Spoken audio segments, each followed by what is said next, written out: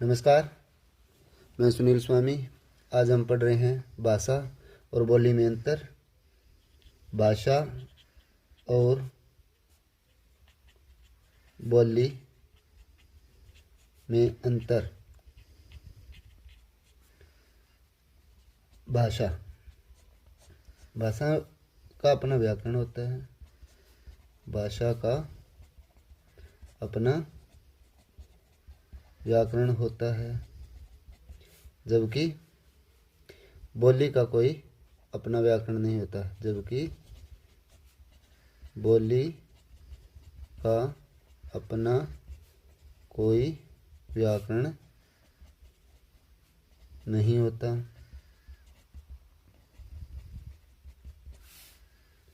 भाषा का क्षेत्र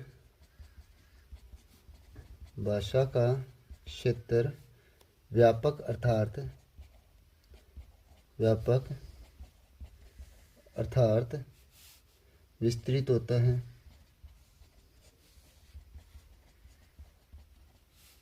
जबकि बोली का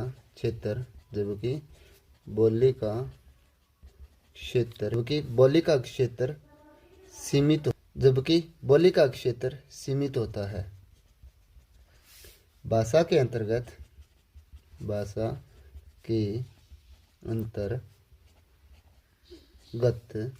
एक या अधिक उपभाषाएं हो सकती है, जबकि बोली में एक या अधिक भाषाएं नहीं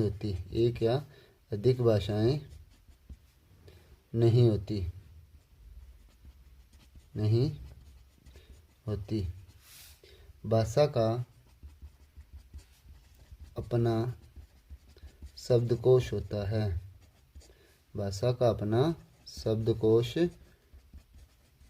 है, जबकि बोली का कोई शब्दकोश नहीं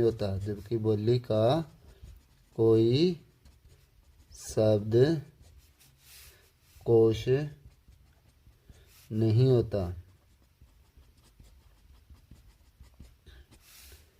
भाषा में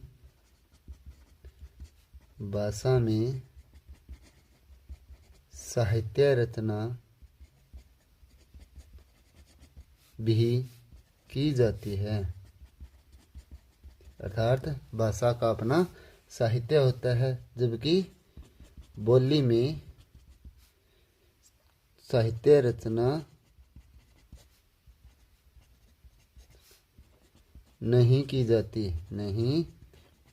अर्थात बोली में कोई साहित्य नहीं होता। ये तो हुआ बोली और भाषा में अंतर। एक बार दोबारा रिपीट कर लेते हैं। भाषा और बोली में अंतर क्या होता है? भाषा का अपना व्याकरण होता है, जबकि बोली का अपना कोई व्याकरण नहीं होता। भाषा का क्षेत्र व्यापक अर्थात विस्तृत होता है, बोली का क्षेत्र सीमित होता है। भाषा के अंतर्गत एक या एक से अधिक उपभाषाएं हो सकती है, जबकि बोली में कोई भी उपभाषाएं नहीं होती। भाषा का अपना शब्दकोश होता है, जबकि बोली का कोई भी शब्दकोश नहीं होता। भाषा में साहित्य रचना भी की जाती है, अर्थात भाषा में साहित्य रचना होती है, जबकि बोली में साहित्य रचना नहीं की जाती। अब हम बात करेंगे हिंदी भाषा की। तो हिंदी भाषा के उद्भव और विकास की बात करें। हिंदी भाषा के उद्भव व विकास की। हिंदी भाषा के उद्भव व विकास की। तो हिंदी भाषा का उद्भव है वह कैसे हुआ, इसकी बात करेंगे। तो सर्वप्रथम जो भाषा थी, जिसे हम संस्कृत कहते हैं, जिसे हम संस्कृत भाषा मानते हैं, जो सबकी जननी मानी गई है। संस्कृत भाषा को हम दो भागों में बांट सकते हैं। अगर हम केवल संस्कृत की बात करते हैं तो संस्कृत का जो समय है वो 1500 ईस्वी पूर्व से 500 ईस्वी पूर्व तक माना जाता है। अगर हम संस्कृत के भाग की बात करते हैं तो संस्कृत है वो दो भागों में बंटी हुई थी। पहली थी वैदिक संस्कृत, वैदिक संस्कृत। वैदिक संस्कृत में वेदों की रचना की गई और वैदिक संस्कृत का समय था 1500 ईस्वी पूर्व से 1000 ईस्वी पूर्व। और दूसरा जो संस्कृत का पार्ट है वो कौन सा है, भाग है, वो है लौकिक संस्कृत। कौन सा है, लौकिक संस्कृत। और लौकिक संस्कृत में रामायण और महाभारत की रचना हुई थी। और लौकिक संस्कृत की बात करें तो लौकिक संस्कृत का जो समय है, लौकिक संस्कृत का जो समय है वो है 1000 ईस्वी पूर्व से 1000 ईस्वी पूर्व से 1000 ईस्वी पूर्व से 500 ईस्वी पूर्व तक। अब हम बात कर रहे हैं संस्कृत के बाद जो दूसरी भाषा आई थी वो थी प्रथम प्राकृत, जिसे क्या कहा गया, प्रथम प्राकृत, अर्थात पाली भाषा, अर्थात पाली भाषा। अब पाली भाषा का जो समय था वो था 500 ईस्वी पूर्व से 500 ईस्वी पूर्व से 1 ईस्वी तक। अब बात करते हैं 500 ईस्वी पूर्व से 1 ईस्वी तक प्रथम प्राकृत, या जिसे हम पाली भाषा कहते हैं, जो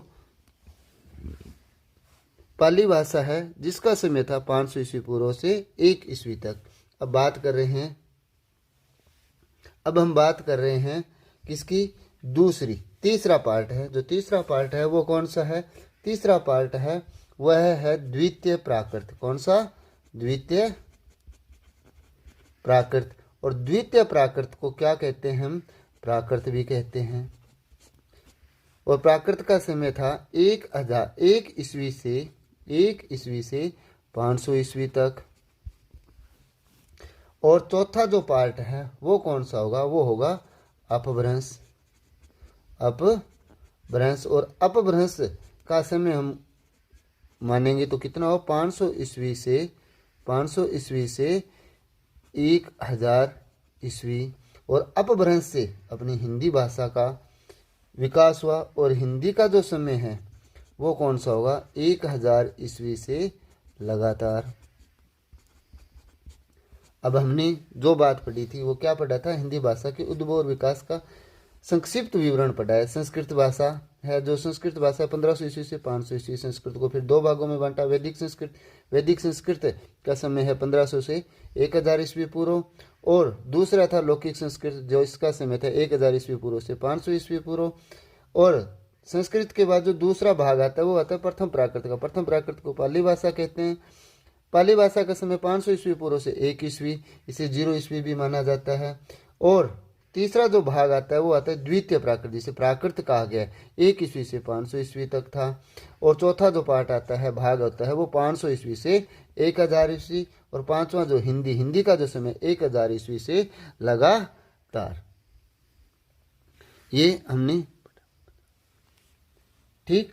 अब हम बात करेंगे हिंदी भाषा का स्वरूप। अब हम पढ़ेंगे हिंदी भाषा का स्वरूप। हिंदी भाषा का स्वरूप। अब हिंदी भाषा का स्वरूप हम पढ़ रहे हैं, इसमें क्या पढ़ेंगे कि हिंदी केवल खड़ी बोली, हिंदी केवल खड़ी बोली का ही विकसित रूप नहीं है,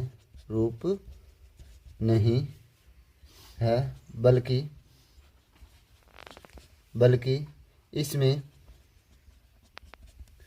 अन्य बोलियां भी शामिल है, जिनमें एक खड़ी बोली भी है। अब बात करें हैं हिंदी में 5 उपभाषाएं, हिंदी की 5 उपभाषाएं और 17 बोलियां मानी गई है। अब बात करेंगे हिंदी की 5 उपभाषाएं कौन सी और 17 बोलियां कौन सी हैं। तो हम इसको एक डायग्राम के माध्यम से समझेंगे। हिंदी भाषा की उपभाषाएं व बोलियां। अब इसको एक डायग्राम के तहत समझ रहे हैं। तो सबसे पहले हम बात कर रहे हैं उपभाषा की। उपभाषा कौन कौन सी है? तो इसमें आती है एक तो पूर्वी हिंदी, और दूसरी होगी उपभाषा पश्चिमी हिंदी, और जो तीसरी होगी वो कौन सी होगी? बिहारी। चौथी जो होगी वो होगी राजस्थानी, और 5वीं होगी आपकी पहाड़ी। अब पूर्वी हिंदी को एक ट्रिक के माध्यम से भी हम याद कर सकते हैं। तो ट्रिक क्या होगी इसकी? ट्रिक होगी इसकी, मैं ट्रिक लिख देता हूं पहले। अब छत्तीसगढ़ पूर्व में है, ये इसकी ट्रिक होगी। अब इसकी ट्रिक के माध्यम से हम इसकी जो बोली है वो कैसे निकालेंगे? पूर्व का अर्थ हो गया पूर्वी हिंदी, ए का अर्थ हो गया अवधि, क्या हो गया? अवधि, और बै का अर्थ हो गया बघेली, और छत्तीसगढ़ का अर्थ हो गया छत्तीसगढ़ी। पश्चिमी हिंदी की अगर हम ट्रिक की बात करते हैं तो इसकी ट्रिक क्या होगी? तो मैं पहले ट्रिक लिख देता हूं। तो ट्रिक लिखेंगे तो हम इसकी क्या लिखेंगे? बाबू की कबर पश्चिम में खड़ी है। अब बाबू की कबर पश्चिम में खड़ी है, कैसे? बा का अर्थ होगा बांगरू, बा का अर्थ क्या होगा? बांगरू। बू का अर्थ होगा बुंदेली, बू का अर्थ क्या होगा? बुंदेली। कै का अर्थ होगा कन्नौजी, और ब्रै का अर्थ होगा ब्रज, और खड़ी का अर्थ होगा खड़ी बोली। कौन कौन सी हो गई? बांगरू, बुंदेली, कन्नौजी, ब्रज और खड़ी बोली। अब रही बात बिहारी की। तो बिहारी की अब अगर हम बात कर रहे हैं तो बिहारी की कौन सी होगी?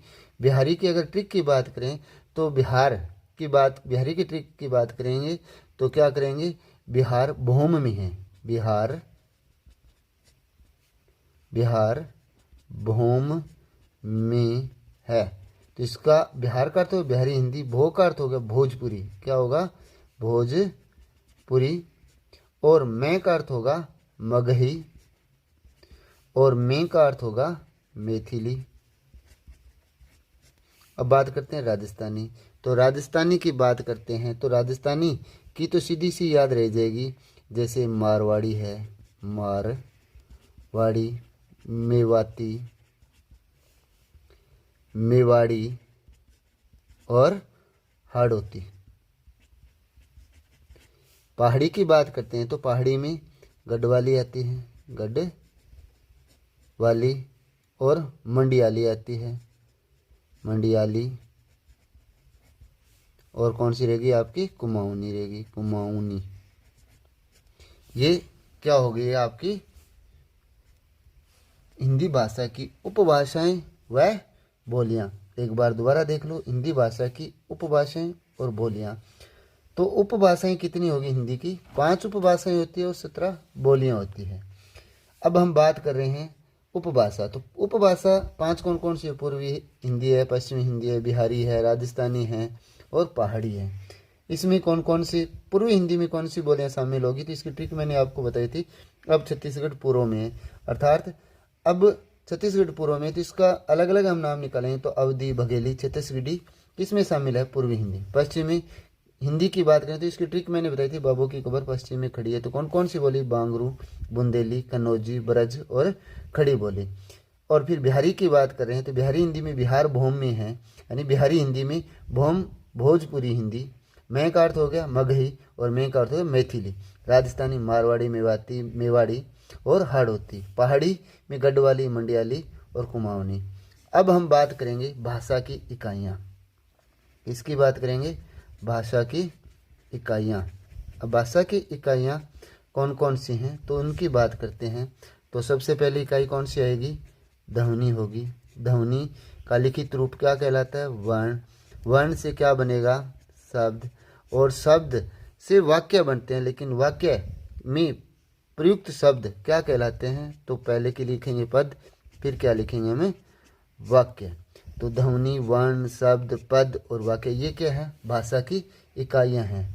तो सबसे पहले हम बात कर रहे हैं ध्वनि की। ध्वनि को और क्या कहा जाता है, नाद भी कहा जाता है। ध्वनि को और क्या कहा जाता है, गूंज भी कहा जाता है। तो ध्वनि किसे कहेंगे, तो ध्वनि है वो कहेंगे किसे, तो ध्वनि कहेंगे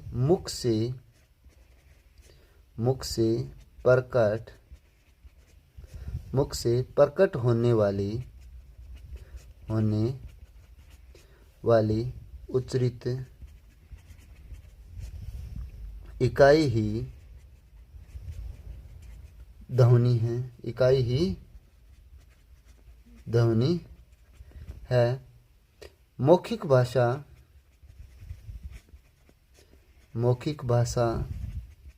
में ध्वनियाँ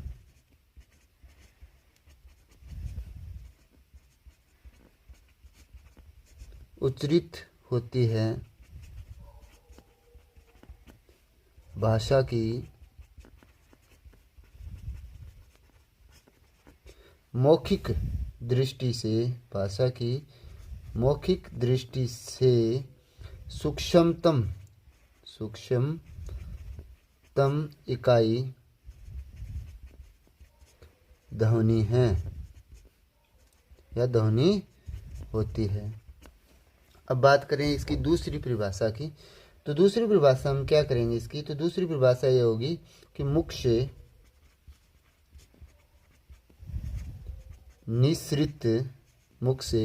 निसृत अर्थात निकली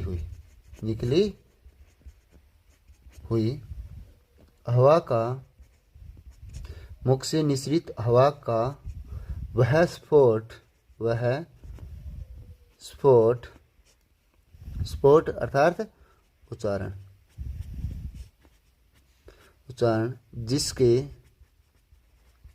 जिसके खंड अर्थात टुकड़े नहीं किए जा सकते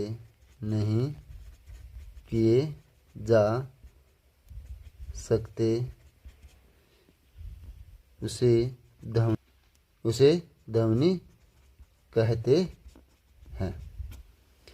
अब हमने जो पढ़ा ध्वनि के बारे में पढ़ रहे हैं। ध्वनि में नाद, ध्वनि को नाद भी कहा जाता है, गूंज भी। मुख से प्रकट होने वाली उच्चरित इकाई क्या है, ध्वनि। मौखिक भाषा में ध्वनियाँ उच्चरित होती है। भाषा की मौखिक दृष्टि से सूक्ष्मतम इकाई क्या है, ध्वनि होती है। बहुत बार प्रश्न भी पूछा गया है कि भाषा की सबसे छोटी इकाई क्या है, तो ध्वनि।